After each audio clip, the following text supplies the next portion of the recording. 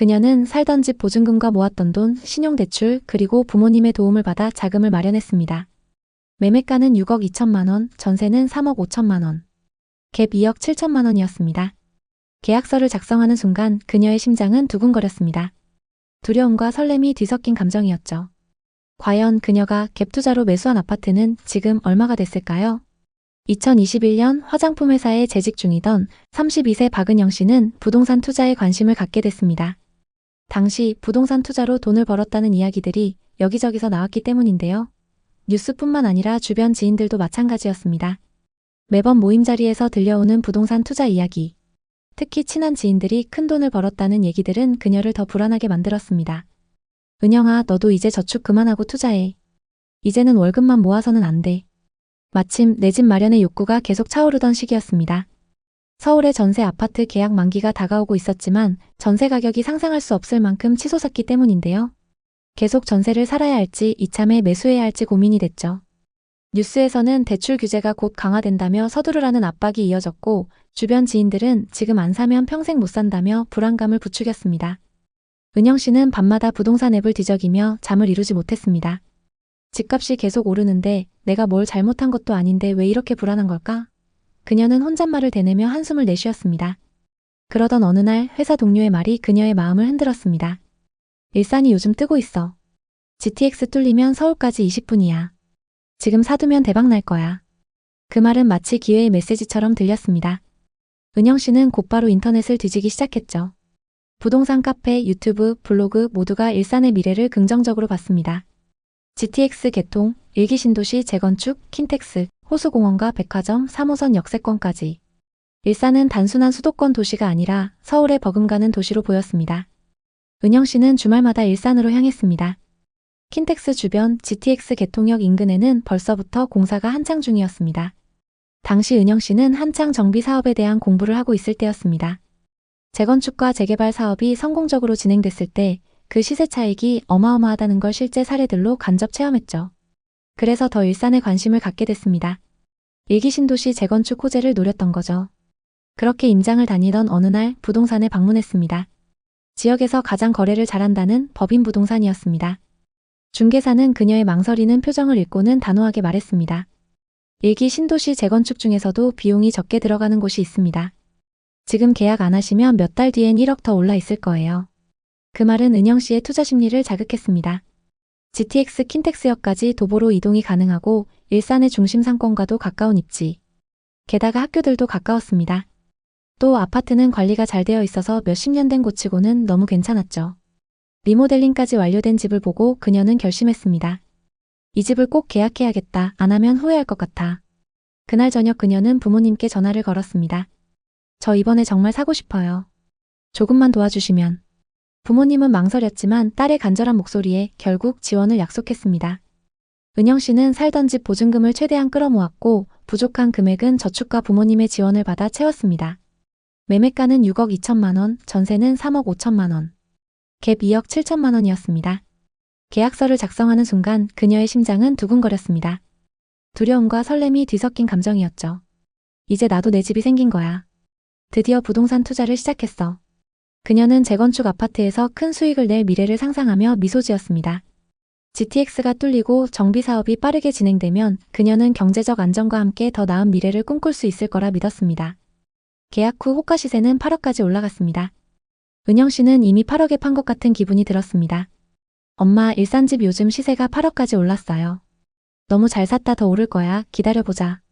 이제라도 투자하길 잘했다며 행복한 나날을 보냈습니다. 하지만 어느 순간부터 일산의 부동산 시장 분위기가 변하기 시작했습니다. 금리가 급격히 오르며 대출 부담이 커졌고 한때 줄을 섰던 수요자들은 자취를 감췄습니다.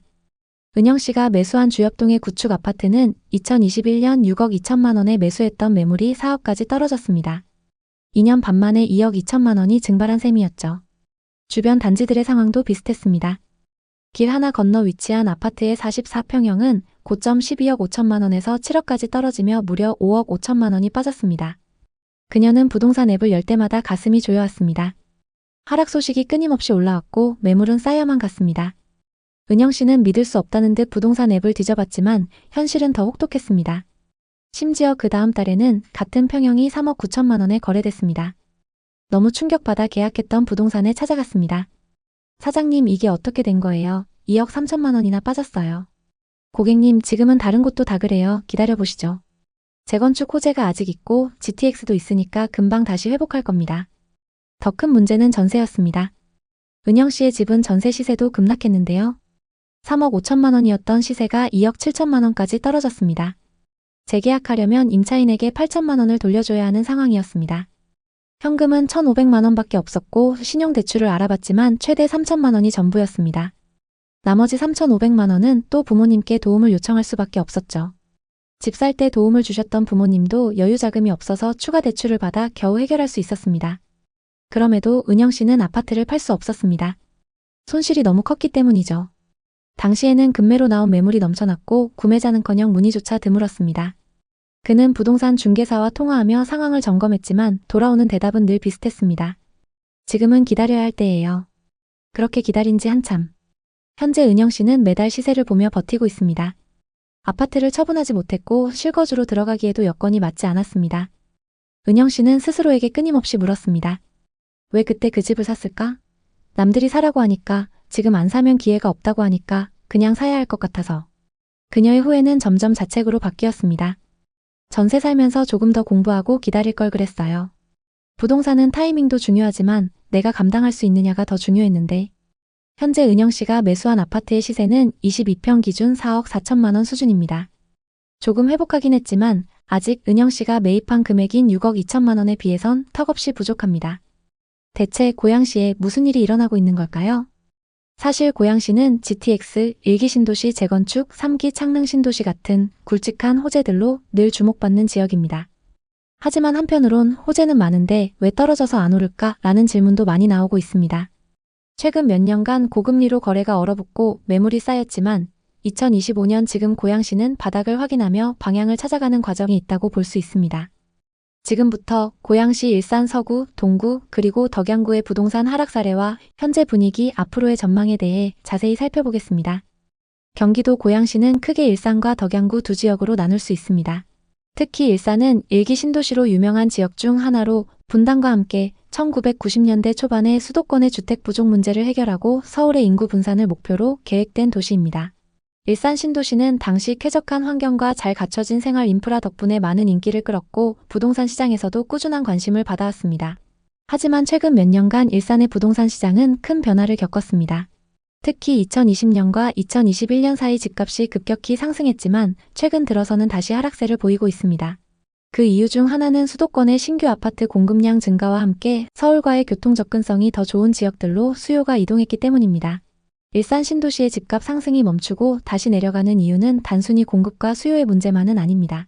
최근 몇 년 동안 GTX 노선 등 새로운 교통망이 구축된다는 기대감에 집값이 크게 올랐지만 개통 이후에도 큰 상승이 없자 사람들의 실망감이 커졌습니다.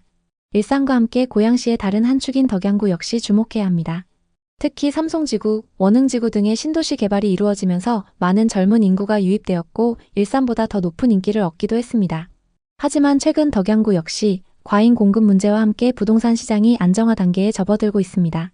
한편 덕양구 중에서도 최근 들어 주목받는 곳이 있는데요. 어디일까요? 앞으로 고양시의 시세를 이끌어갈 곳은 덕양구의 덕은지구라는 말이 있습니다.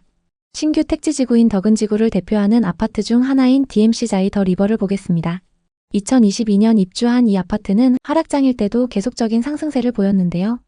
덕은지구의 대장 아파트라고 불리는 이 아파트는 84타입 분양가가 평균 8억 8천만 원이었습니다. 그랬던 아파트가 입주 2년 반 만에 11억 8천만 원까지 거래되면서 3억 상승했습니다. 하락장에서도 엄청난 상승을 기록했는데요. 부동산 상승기의 고양시 부동산은 신규 택지 지구 개발과 일산 1기 신도시 재건축 호재로 크게 상승했습니다. 대형 호재가 많았기 때문에 투자자들이 몰리면서 서울만큼 가격이 올랐는데요. 하지만 지금은 그때와 분위기가 많이 달라졌습니다. 상승기 가격에 비해 30% 이상 빠진 곳도 있습니다. 지금이 적정 가격일까요? 고양시 부동산은 상승장 끝물의 거래량이 높았는데요. 투자 경험이 적은 분들이 최고가에 영끌한 사례도 많이 있습니다. 그런데 지금은 상황이 많이 달라졌습니다. 소유자들이 계속 매물을 내놓으면서 시세보다 저렴한 호가 매물이 쌓이고 있습니다. 고양시 아파트 가격은 얼마가 적당한 걸까요? 먼저 최고가에 거래됐던 아파트를 찾아보겠습니다. 고점 대비 얼마나 하락했을까요? 첫 번째 단지는 일산 서구 대화동에 위치한 하나포레나 킨텍스입니다. 이 아파트는 2019년식 1100세대 최고 49층 주상복합단지입니다. 지하철 3호선 대화역 주염역이 인근에 위치하고 있습니다. 또 현대백화점과 홈플러스 그리고 일산호수공원, 킨텍스가 가깝습니다. 전용 84타입 매물이 21년 최고가 14억 7천만 원에 거래됐습니다. 84타입 분양가는 5억 2천만 원이었고 상승장일 때 여기서 9억 5천만 원 상승했습니다. 현재 시세는 어떨까요?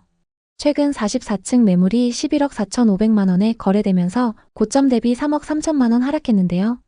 2021년 백이동 4203호 매물이 계약됐습니다. 전용 84타입 기준 매매가 14억 7천만 원으로 이 아파트에서 가장 최고가에 거래됐습니다. 일산에 거주하는 분들이 상승장 끝물에 매수했는데요. 최근 44층 매물이 11억 4천5백만 원에 거래됐습니다. 최고가 매물보다 고층 매물이지만 무려 3억 3천만 원이나 하락했습니다. 현재 호가 시세는 어떤지 확인해 보겠습니다. 최고가에 거래된 매물과 동일 조건의 호가 시세를 보면 11억 3천만 원부터 나와 있습니다. 3억가량 낮게 매물로 나와 있는 상황입니다. 고양시의 일산은 일기 신도시의 노후화와 신규 공급의 영향으로 하락세가 지속되고 있습니다. KB부동산 지수에 따르면 2025년 초 기준 일산 아파트 매매 지수는 상승장 대비 약 30% 하락했으며 거래량도 감소했습니다.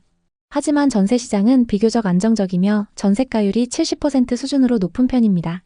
이는 실거주 수요가 꾸준함을 보여줍니다. 덕양구는 공급 과잉으로 일부 단지가 하락했지만 삼송지구와 원흥지구, 덕은지구는 예외적으로 상승세를 보이고 있습니다. 특히 덕은지구의 상승세가 눈에 띄는데요. 이는 덕은지구가 서울 상암동과 인접하고 한강 조망 및 신축 프리미엄을 누리는 덕분입니다. 젊은 층의 실수요와 투자 수요가 몰리며 덕양구의 대장주로 떠오르고 있습니다. 또 신도시 인프라를 누릴 수 있는 삼송지구와 원흥지구는 역세권 단지들이 주목받고 있습니다. 또 다른 거래 사례를 살펴보겠습니다. 이 아파트는 최고가 대비 6억이나 하락했는데요. 일산 동구 장항동에 위치한 킨텍스 원시티입니다. 2019년식 297세대로 앞서 살펴본 포레나 킨텍스와 마주보고 있는 주상복합 단지입니다. 주변 인프라가 좋아서 단지 규모가 작은데도 전세와 월세 수요가 높은데요. 이 아파트 전용 84타입 매물이 21년 최고가 17억에 거래됐습니다. 84타입 분양가는 5억 5천만 원이었고 상승장일 때 여기서 11억 5천만 원 상승했습니다. 현재 시세는 어떨까요?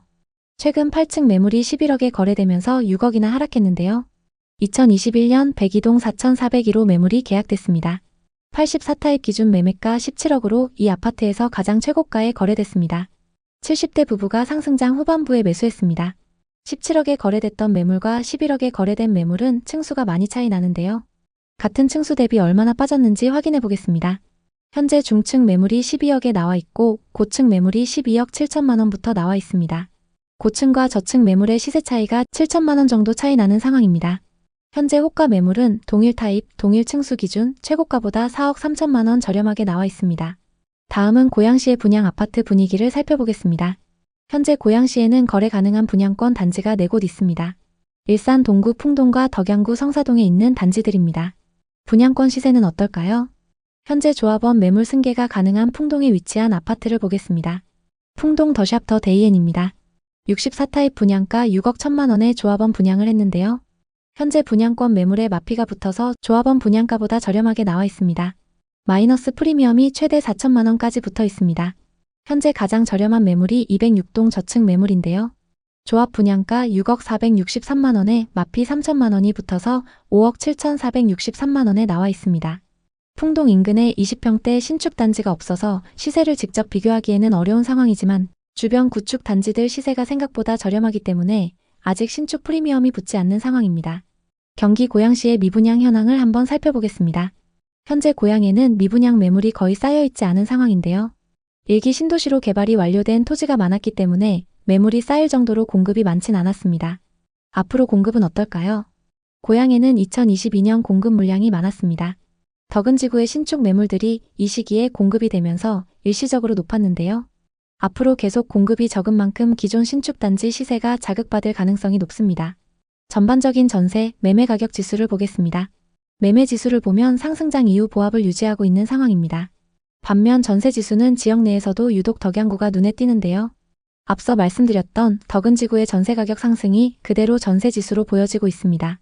고양시는 경기 북부에서 가격 상승폭이 가장 컸던 지역입니다. 특히 일산 1기 신도시 재건축 단지들과 킨텍스 인근 신축 단지들은 상승장에서 많이 주목받았습니다. 그만큼 외지인 투자자들도 많이 투자했던 곳인데요. 고양시 일산과 덕양구 부동산 중에서도 입지가 좋은 신축 단지들은 앞으로 상승 여력이 충분합니다. 관심 있는 단지의 전세와 매매 시세를 잘 살펴보시면서 기회를 노려보시면 좋을 것 같습니다. 오늘도 영상 봐주셔서 감사합니다. 항상 여러분의 성공적인 투자를 응원하겠습니다. 오늘 영상이 도움되셨다면 구독, 좋아요 부탁드립니다. 감사합니다.